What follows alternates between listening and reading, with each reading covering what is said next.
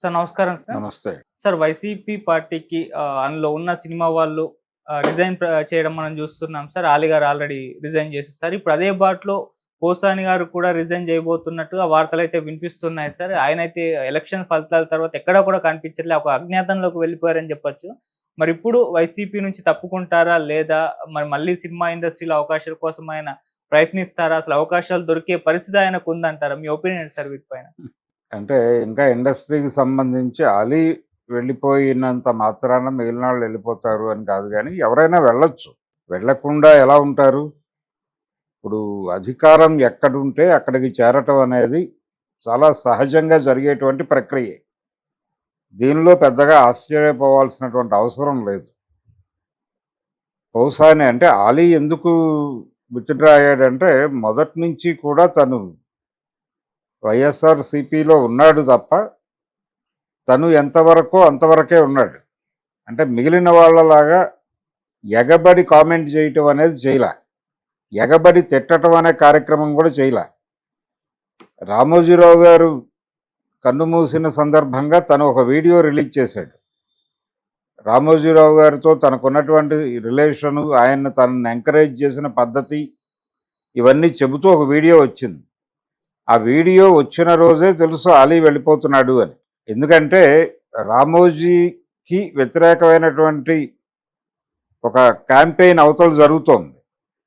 ఇక్కడేమో ప్రభుత్వం వాళ్ళ ఖర్చుతో ఆయనకు ఒక సంస్మరణ సభ పెట్టి, అది రామోజీరావు గారి సంస్మరణ సభ అనే పేరుతో కూటమి విజయోత్సవ సభ జరిపారు వాళ్ళు. అంటే కూటమి విజయం చూసి కన్ను మూసాడు ఆయన. రామోజీరావు గారికి చివరి ఆనందాన్ని ఇచ్చింది మేమే. మా గెలుపు కోసం పోరాటం చేసిన అమరవీరుడు రామోజీరావు అని అందరూ మాట్లాడారు, కీరవాణితో సహా. ఇది ఒక దారుణం.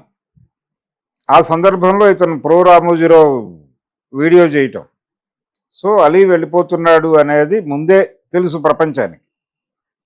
అందులో భాగంగానే ఆయన ఫైనల్గా బై చెప్పేశాడు, అయిపోయింది. అవును. బై చెబుతూ వేరే పార్టీలో చేరట్లేదు నేను అన్నాడు. వేరే పార్టీలో చేరట్లేదు అని చెప్పడమే, నేను ఇప్పుడు సినిమా ఇండస్ట్రీలో ఉండాల్సిన పరిస్థితి ఉంటుంది అనివార్యంగా. ఈ డిజిటల్ మీడియా సలహాదారు అనేటువంటి ఉద్యోగం వెళ్ళిపోతుంది, ఈ పదవి వెళ్ళిపోతుంది. కాబట్టి ఈ పార్టీ కూడా అధికారంలో లేదు. ఇక్కడ ఉండటం వల్ల అంత అంటే రోజువారీ యుద్ధం చేయగలిగితే ఉండాలి అక్కడ. రోజువారీ పొలిటికల్ యుద్ధం చేసేంత పరిస్థితి నాకు లేదు. కొద్దో గొప్ప సినిమా ఇండస్ట్రీలో ఉన్నాను నేను, అక్కడ ఏదైనా వేషాలు వస్తే చేసుకోవాలి. దాని గురించి కూడా అంత స్థాయి వెంపర్లాట్లేదు అతనికి. ఇతర షోస్ అవి ఉన్నాయి, ఆ షోస్ కూడా ఇబ్బంది కలగకూడదు. ఎందుకంటే అవి తెలుగుదేశం వాళ్ళ ప్లాట్ఫామ్స్ మీదే ఈయన షోస్ ఉన్నాయి. అందుకని ఒక ఇండికేషన్ ఇచ్చి, అయ్యా నేను రాజకీయాల నుంచే పూర్తి స్థాయిలో తప్పుకుంటున్నాను అంటే వాళ్ళు అభినందించి హక్కును చేర్చుకుంటారని అనుకున్నాడు. కానీ ఒక దాడి చేస్తున్నారు. ఈ క్రమంలోనే పోసాని మీద కూడా ఇప్పుడు దృష్టి పడింది. పోసాని పరిస్థితి ఏంటి? చాలా దూకుడుగా మాట్లాడాడు అతను, చాలా దూకుడుగా మాట్లాడాడు. రామోజీరావు గారిని అయితే రామోజీరావు గారు అని మనం అంటున్నాం, కానీ ఉరై రామోజీరావు అన్న లెవెల్లో ఆయన మాట్లాడాడు. నువ్వేమన్నా పత్తిత్వా, నువ్వెంత దుర్మార్గుడివి. తన దగ్గర పనిచేశాడు. తను రామోజీకి చెందినటువంటి మార్గదర్శిలో పోసాని కృష్ణమురళి ఉద్యోగిగా ఉన్నాడు.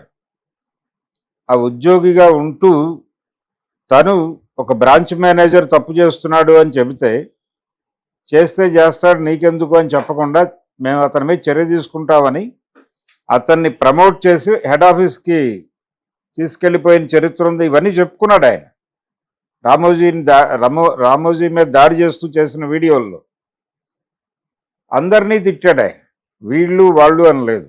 ఏబిఎన్ రాధాకృష్ణని తిట్టాడు.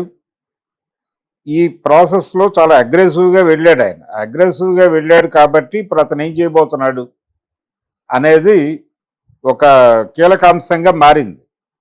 అతను ఒకవేళ తెలుగుదేశం పార్టీలో చేరదలుచుకుంటే చంద్రబాబు నాయుడు తీసుకుంటాడు. అంటే వీళ్ళు ఏం చూస్తారు క్రైటీరియా?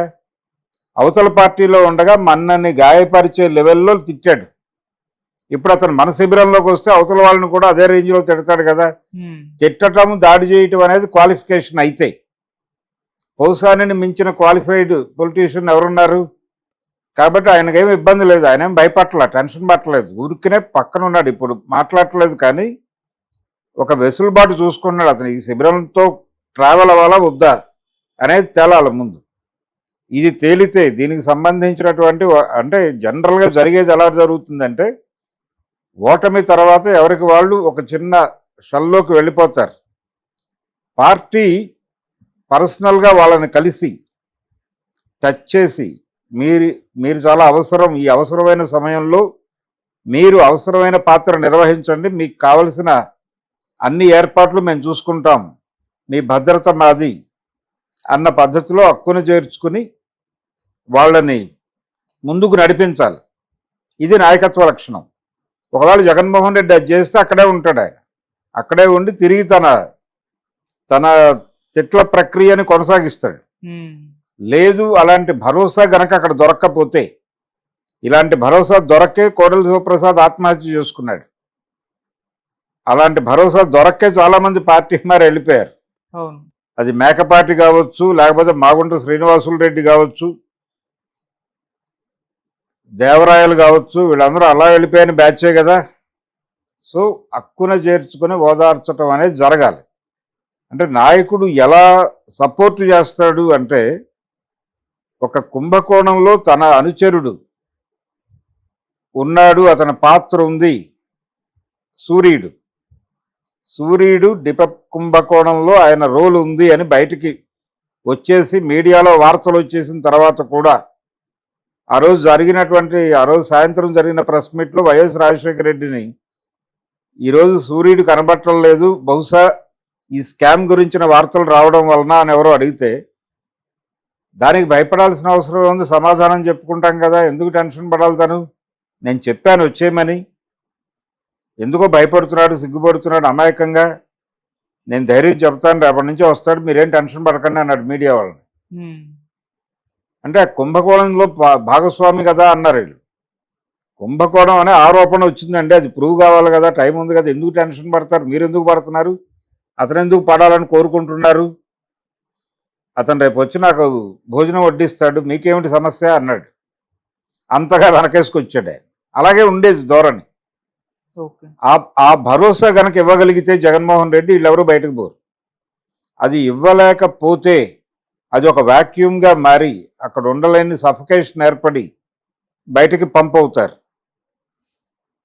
బయట పరిస్థితులు బాగాలేవు అనుకున్నప్పుడు జీవితం నుంచి నిష్క్రమించేలాంటి నిర్ణయాల వైపు కూడా డ్రైవ్ అయిపోతారు వీళ్ళు, ఎమోషనల్ పీపుల్ కాబట్టి. అదే జరిగింది అతని విషయంలో, కోడెల శివప్రసాద్ విషయంలో జరిగింది అదే. ఆ హైలీ ఎమోషనల్ పర్సనాలిటీకి ఇంట్లో క్రైసిస్ మొదలై పార్టీ నుంచి సపోర్ట్ లేక చంద్రబాబు నాయుడు ముఖం చాటేసి ఫైనల్గా అతని మరణానికి కారణమయ్యారు వీళ్ళందరూ. కోడెలని చంపింది జగన్మోహన్ రెడ్డి చర్యలో మరొకటో కాదు, అది ఒక కారణం మాత్రమే. కేవలం తను చంద్రబాబు సపోర్టుగా మనకు నిలబడటం లేదు అనేది అతన్ని ఎక్కువ బాధించి ఆత్మహత్య వైపు డ్రైవ్ చేసింది. అందుకని ఆత్మహత్యలన్నీ హత్యలే అనుకుంటే చంద్రబాబుని అరెస్ట్ చేయాలి ఆ కేసులో, కోడెల కేసులో. అందుకని జగన్మోహన్ రెడ్డి గారు ఇవన్నీ పరిగణనలో తీసుకుని తన కోసం ఎన్నికలకు ముందు ఫైట్ చేసిన వాళ్ళని ప్రొటెక్ట్ చేయాల్సిన అవసరం ఉంది. ఆ ప్రొటెక్ట్ చేసి వాళ్ళలో మొరల్ నింపి ఏమీ కాలేదు, మన యుద్ధం కొనసాగిద్దాం, మళ్ళీ మనమే గెలవబోతున్నాం. ఇప్పుడు వైనాట్ 175 అనే నినాదంతో కదా నువ్వు బూస్ట్ ఇచ్చావు. ఇక్కడ ఏం జరిగిందో, ఎలా గెలుపు కూటమికి సాధ్యమైందో, పార్లమెంట్లో ఈ ఎంపీల అవసరం ఎంత కీలకమైందో ఇవన్నీ చూశాడు ఆయన. కాబట్టి కొంచెం వ్యూహాత్మకంగా వ్యవహరించి పోసాని లాంటి వాళ్ళని కాపాడుకోగలిగితే వాళ్ళు తన సైన్యంగా పనిచేస్తారు. దానికోసమే వెయిట్ చేస్తున్నాడు పోసాని. అది వచ్చేసి ఆయన ఒకసారి భుజం తడితే మళ్ళీ తన తిట్ల ప్రహసనాన్ని మొదలు పెట్టేస్తాడు ఆయన. చంద్రబాబు నువ్వెంత అనగలడు, కాన్సిక్వెన్సెస్ ఎలాంటివైనా ఫేస్ చేయడానికి పెద్ద ఇబ్బంది పడే మనిషి కాదు అతను. పిలిచి లేదు అరెస్ట్ చేస్తున్నాం, కేసులు పెడతాం అన్నా కానీ ఇప్పుడు ఎవరు సీరియస్గా స్టాండ్లు ఎవరు ఎవరు మార్చలేదు కదా. పోసానితో పాటు ఇంకో క్యారెక్టర్ ఉంది, రోజా. ఉమ్, సినిమాతో రిలేట్ అయి ఉన్నటువంటి పొలిటీషియన్, వైఎస్ఆర్సీపీలో ఉన్న వాళ్ళలో రోజా సినిమాతో లింక్ ఉన్నటువంటి ఒక క్యారెక్టర్. సో ఆవిడ మీద కూడా రకరకాల ట్రోల్స్ జరుగుతున్నాయి. ఆవిడ ఒకసారి బయటకు వస్తే బాగుండు మాట్లాడాలని చాలామంది చూస్తున్నారు. ఆవిడ కూడా ప్రస్తుతం క్రైసిస్లో ఉంది. వీళ్ళందరినీ తిరిగి రోడ్డు మీదకి పంపు చేయటం ద్వారా జనంలో ఒక భరోసా నింపగలుగుతాడు జగన్మోహన్ రెడ్డి. ఉమ్, మేము ఎవరం డిప్రెషన్లో లేము అని ఆ ఇండికేట్ చేయడానికైనా పోసానిని, రోజాని ఇలాంటి వాళ్ళని తీసుకొచ్చి మాట్లాడించడం మొదలు పెట్టాలి.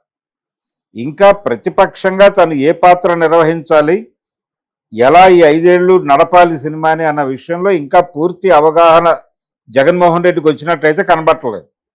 రాకపోవడం వల్లనే పోసాని వెళ్ళిపోతాడా, రోజా వెళ్ళిపోతుందా, ఇంకోళ్ళు వెళ్ళిపోతారా అనే చర్చలు జరుగుతున్నాయి జనంలో.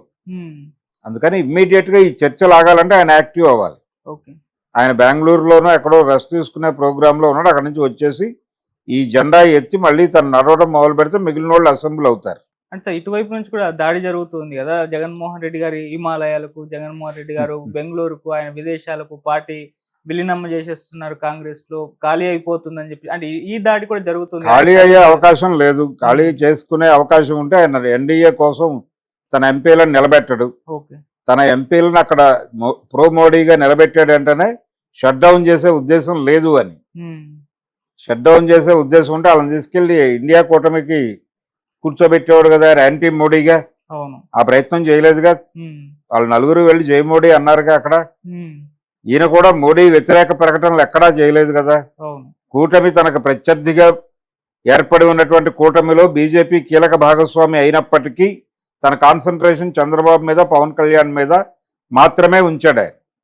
అందుకని ఆయన అలాంటి షట్ డౌన్ నిర్ణయాలతో లేడు. Okay. How to tackle the situation అనేది ఒకటే క్రైసిస్ అతనికి. ఉమ్, అది ఈజీగా పక్కకి తోసేసి ఆయన ఎలాగూ పరామర్శ యాత్ర అన్నాడు కాబట్టి ఆ యాత్రతో మొదలుపెట్టి కన్ఫెషన్ స్టేట్మెంట్తో జనాల్ని అడ్రస్ చేస్తే, ఆత్మ పరిశీలనతో జనం ముందుకు వెళ్ళగలిగితే అతనికి విజయం వస్తుంది.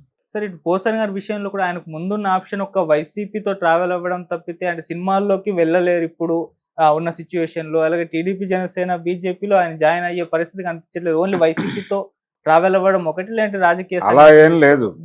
ఇప్పుడు ఆయన హ్యాపీగా రిజైన్ చేసి వెళ్ళి టీడీపీ సభ్యత్వం అడిగితే ఇవ్వను అని వాళ్ళు చెప్పరు. జనసేనలోకి వెళ్ళినా వాళ్ళేం కాదనరు. ఓకే. పైగా ఇతను మా దగ్గరికి వచ్చి సరెండర్ అయ్యాడు అని ప్రొజెక్ట్ చేసుకునే ప్రయత్నం చేస్తారు. రెండోది, ఇన్ని తిట్టినటువంటి మనిషిని ఎలా హక్కును చేర్చుకుంటారని మనం అనుకుంటాం, కానీ వాళ్ళకి అది ఉండదు. ఓకే. ఈ తిట్టడం అనేది క్వాలిఫికేషన్. ఆ శిబిరంలో ఉండగా మన్ని తిట్టాడు, మనం గాయపడ్డాం. ఇప్పుడు మన శిబిరంలోకి వస్తే అవతల వాళ్ళని కూడా అలాగే గాయపరుస్తాడు కదా. అయితే అతనికి సభ్యత్వం ఇచ్చే ముందు మేము ఎంత ఏడ్చామో నీ మాటలకి, అంతకు 4 ఇంతలు ఏడిపించగలవా, ఇదే నీకు టెస్టు అని పెట్టి అతనికి సభ్యత్వం ఇస్తే చెలరేగిపోతాడు కదా. అలా వాడుకునే ప్రయత్నమే చేస్తారు ఏ పొలిటీషియన్ అయినా. అందుకని పౌసానికి ఆ రకమైన ఇబ్బంది కదా. తన పర్సనల్గా ఏమిటి అనేది తేల్చుకోవట్లే. ఇంకా అది తేల్చుకున్న రోజు ఆయన ఓపెన్ అవుతాడు. కానీ అతన్ని కాపాడుకోవాల్సినటువంటి అవసరం జగన్కు ఉంది. దాని మీద దృష్టి పెడతాడని అనుకుందాం.